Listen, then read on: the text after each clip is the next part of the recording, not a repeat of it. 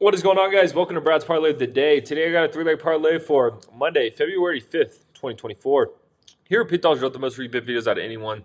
So click that subscribe button. Drop a like. It helps us out a lot. If you guys want the picks like the best, picks like the most, picks that I bet myself personally, go to pickdawgz.com, click the premium pick section, or click the link in the description of this video, and you can find all my plays there. I love a good parlay. They're fun. We all do. But if you really want to make money in this game, singular straight bets and bankroll management this is what it's all about. It's really the only way. It would be morally wrong for me to come on here and tell you that you're going to make cash long-term betting parlays.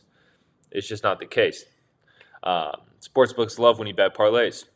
And I know this is a parlay video, so you're probably like, damn, Brad, why are you telling me? And it's because I'm for the people, man. I want to help you guys win money. But man, like I said, we all love a good parlay, so let's get right into it. Man, let's start this week off right. It was a good weekend for me. It's a winning weekend, so I'm pumped on that, and I think we hit our parlay on Saturday, which was cool. It was that college basketball one. And then Sunday's parlay, I had Providence, and Villanova came and showed up to play, They've struggled this season, but those boys showed up to play. So I apologize for that, and let's make it up here. So let's start this thing off. I'm gonna look at the NBA first. I got a player prop here that I like. I'm looking at the Cavs versus the Kings, and I'm going to go Garland over 20.5 points, rebounds, and assists. This number just seems a little bit low for me. Don't get me wrong. Since he's came back to action, he's only played 3 games since coming back, and it's been up and down. In his first game, he had a really good game. I think he dropped 19 points, went way over this number. And then his last 2 games have been off. So that's why I think this number is pretty low. But I think this is a good bounce back spot for him. We all know what Darius Garland is capable of. And the fact that this number is set at 20.5, I just feel it's a bit disrespectful. He's actually, I looked it up, he's gotten over this number of 20.5 points, rebounds, and assists in 91% of the games he started. And he's gotten over this number 80% of the games he's played against the Kings. We all know the Kings, they're a fun, fast-paced team, but they don't play much defense. They're definitely not a defensive squad. I think the over-under is pretty high for this game when it comes to a typical Cavs game. So I think he should hit this number no problem. Like I said, we had 2 off games from Darius Garland. I think this is a good bounce back spot. So I'll take Darius Garland over 20.5 points, rebounds, and assists. Next, let's go to some college basketball here. We got an interesting matchup. Got a couple small schools here. Bethune-Cookman versus Alabama A&M. But I'm taking Bethune-Cookman on the road here. I'm taking them on the money line. I believe they're -1 right now. You could take them -1 if you want. For parlay purposes, I'm taking them on the money line.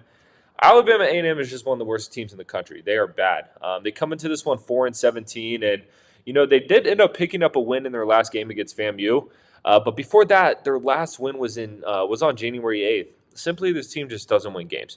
Bethune-Cookman, on the other hand, they're not that great either. But they are a 10-win team, and they cover some spreads as well. So with this line basically being even, I'm going to take my chances with the team who's actually proved they could win games consistently.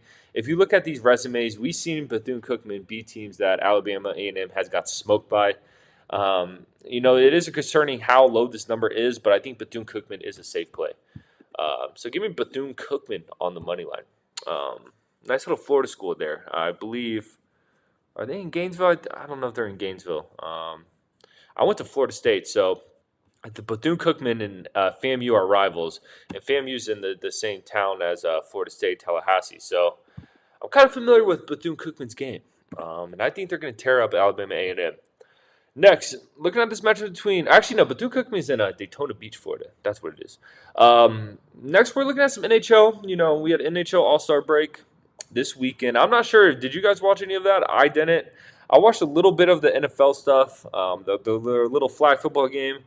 I was at the gym, I was on the treadmill, was watching some clips. It looked pretty entertaining. I kind of wish I would have watched more of it. But back to what I was saying, NHL's back, so I feel like I got to get right back into things when it comes to the NHL. And we have a really good game tomorrow between the Rangers and the Avs. That's gonna be a really good game. But I'm taking the easy way out. I'm looking at the match between the Islanders versus the Maple Leafs, and I'm just gonna take the Leafs on the money line.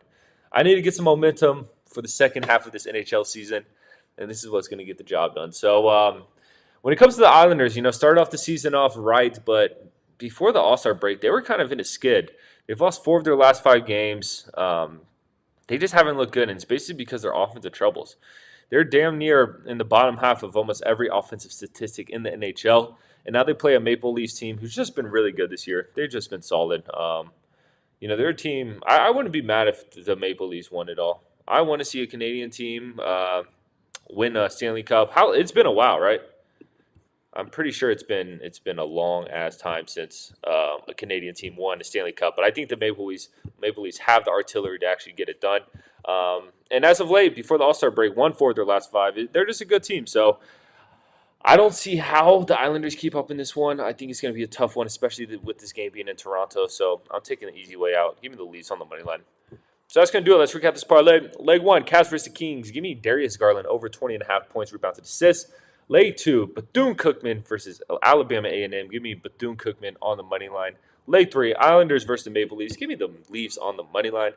That's going to do it, man. Let's get this week off started right. I hope everyone had a great, safe, and fun weekend. But it's time to get back to work. It's Monday, baby. A lot of people hate Mondays, but I don't mind it. It's a time to build momentum. It's a momentum day. If you crush Monday, the rest of your week should be good. So let's all go out there and let's try our best, all right? If you guys want to follow me on Instagram, man, that's where I post a bunch of free picks, my wins and losses, my Pick Dawgz content. Everything I funnels back into there. So if you want to follow my handicapper career more closely, you can follow me on Instagram at BrianWinsBets. But most importantly, subscribe to Pick Dawgz on YouTube because we're just trying to help you guys win some money. I appreciate you watching. I'll catch you tomorrow.